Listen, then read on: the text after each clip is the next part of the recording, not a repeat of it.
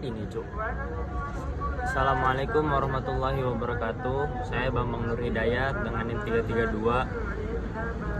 Pertanyaan pertama, mengapa sebuah negara perlu memiliki lembaga keuangan? Sebuah negara perlu memiliki lembaga keuangan karena berperan penting dalam mengelola aliran dana, memberikan layanan untuk masyarakat dan bisnis, serta mengalokasikan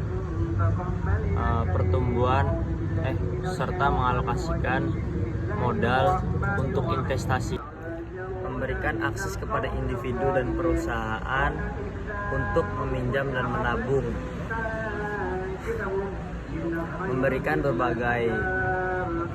menyediakan berbagai produk dan layanan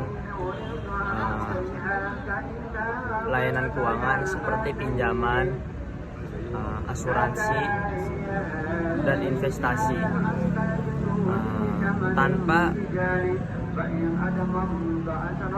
Tanpa lembaga keuangan yang efisien dan stabil, sistem ekonomi dapat menghambat pertumbuhan suatu negara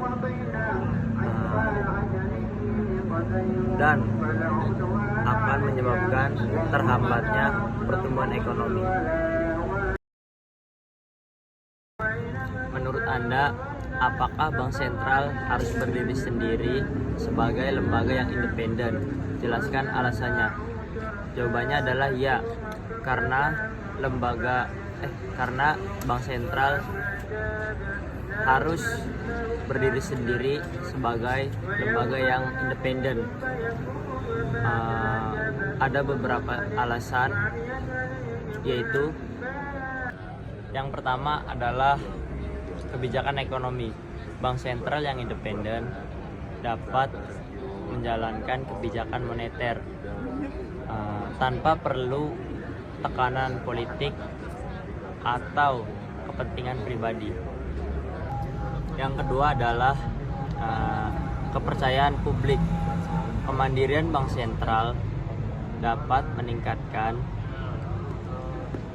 kepercayaan publik terhadap kebijakan moneter dan stabilitas sistem ekonomi. Yang ketiga adalah menghindari konflik kepentingan. Bank sentral yang independen tidak terikat pada kebijakan politik atau keuangan tertentu, sehingga mengambil kebijakan sesuai analisis dan data, dan tidak memperhatikan tekanan dari pihak tertentu. Yang keempat adalah pencegahan inflasi. Kebijakan moneter yang independen memungkinkan bank sentral untuk fokus pada tujuan jangka panjang untuk mencegah inflasi yang merupakan suatu kunci dalam menjaga kestabilitasan ekonomi. Pertanyaan ketiga, mengapa lembaga keuangan perlu diatur dan diawasi? Siapa yang mengatur dan mengawasi lembaga keuangan di Indonesia? Jawabannya adalah lembaga keuangan perlu diatur dan diawasi untuk menstabilitaskan sistem keuangan, menjaga kepentingan konsumen, mencegah penipuan, dan memastikan kepatuhan terhadap sistem kepatuhan terhadap kebijakan dan standar yang ditetapkan. Di Indonesia, lembaga keuangan diatur dan diawasi oleh OJK, Otoritas Jasa Keuangan. Jawaban nomor 4, kelebihan dan kekurangan dari masing-masing lembaga keuangan.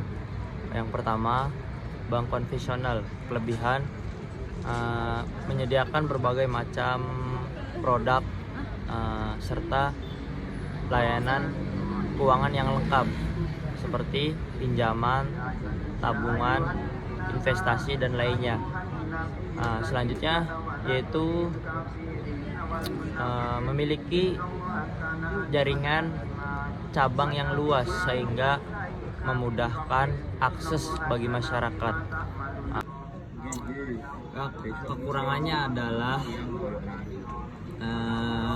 bunga dan biaya yang cukup tinggi, tergantung pasar dan kebijakan bank. Terus beberapa layanan atau praktik keuangan tidak sesuai prinsip-prinsip agama tertentu. Selanjutnya yaitu bank syariah. Kelebihannya mengikuti prinsip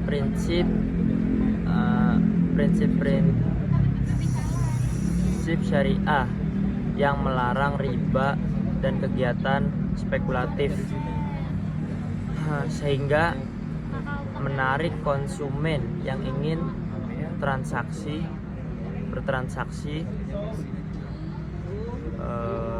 sesuai dengan prinsip agama.